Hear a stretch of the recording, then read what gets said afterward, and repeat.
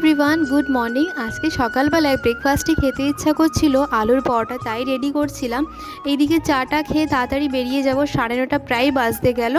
আর আজকে ছিল রবিবার, রবিবারের বাজার মানেই প্রচণ্ড ভিড় হয়। তো এদিকে আমি বাজারে চলে গেলাম, ওখান থেকে প্রথমেই মাছটা নিয়ে তারপরে চলে আসলাম সবজি কিনতে। এখান থেকে আলু নিলাম, আর এই কাকুর কাছ থেকে সবজি নিয়েছি, এখান থেকেই নিয়ে খুব টাটকা সবজি আনে। নিয়েছিলাম আম, আর এখান থেকে নিয়ে ডিম নিয়ে সোজা চলে গেলাম মুদিখানা বাজারে।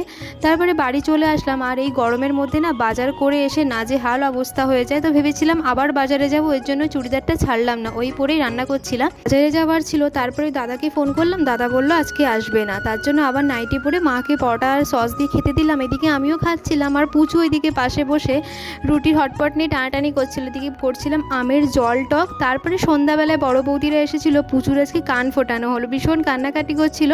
তারপরে আমরা অরুণ আইসক্রিম খেয়ে মিষ্টি নিয়ে চলে আসলাম। টাটা।